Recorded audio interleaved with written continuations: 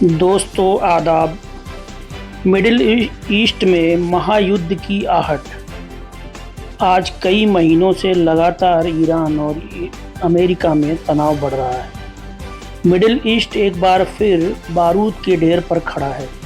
दुनिया की नज़रें ईरान और अमेरिका पर टिकी हैं, क्योंकि वाशिंगटन ने तेहरान के खिलाफ अपनी घेराबंदी को अब तक के सबसे खतरनाक स्तर पर पहुंचा दिया है।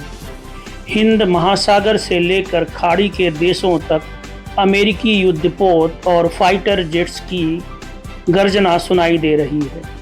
राष्ट्रपति डोनाल्ड ट्रंप के सख्त तेवर साफ बता रहे हैं कि अमेरिका अब सिर्फ चेतावनी नहीं दे रहा है, बल्कि फाइनल स्ट्राइक के लिए तैयार है।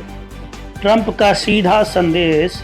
राष्ट्रपति ट्रंप ने खुद इस बात की पुष्टि की है कि अमेरिका का एक विशाल नौसैनिक बड़ा बेड़ा ईरान की ओर बढ़ रहा है। पत्रकारों से बात करते हुए ट्रंप ने कहा कि हालांकि वो युद्ध नहीं चाहते, लेकिन अमेरिका की नज़र ईरान की हरकत पर है। खासकर ईरान में प्रदर्शनकारियों पर हो रही कार्रवाई ने आग में घी डालने का काम किया है। हिंद महासागर में सुपर पावर की एंट्री कुछ इस तरह हो रही है। ईरान को घेरने की कमान संभाली है यूएसएस अब्राहम लिंकन ने।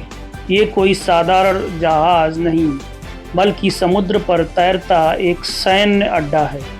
इसके साथ मौजूद स्ट्राइक ग्रुप की ताकत किसी छोटे देश की वायुसेना से भी ज़्यादा है।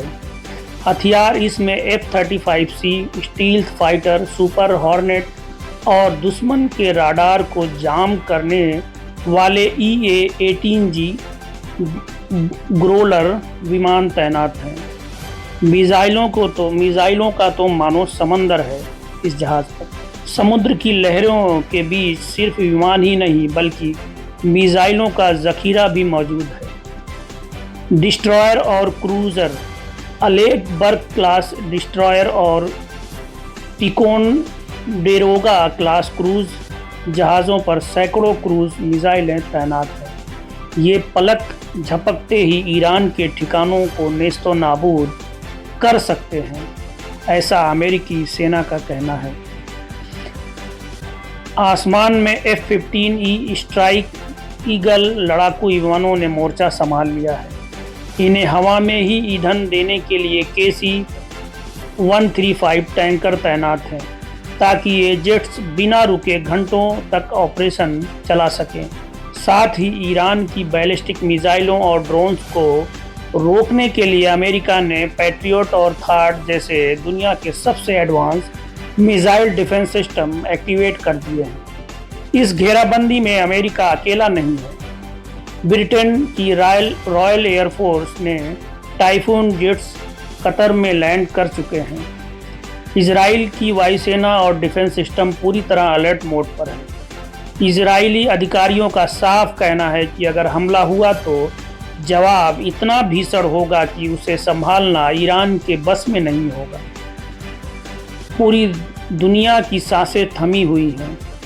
क्या ईरान अमेरिका के इस दबाव के आगे झुकेगा, या फिर मिडिल ईस्ट एक ऐसे महायुद्ध की ओर बढ़ रहा है जिसे रोकना नामुमकिन होगा?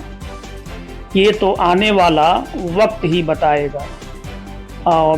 अगर ऐसी ही खाड़ी युद्ध या तमाम दुनिया भर की ऐसी खबरों का एनालिसिस या ऐसी बातें या दिलचस्पी रखने वाले लोग, उनसे मैं गुजारिश करूंगा कि मेरे चैनल को सब्सक्राइब करें और बने रहें अगली वीडियो तक। तब तक के लिए खुदा हाफिज़।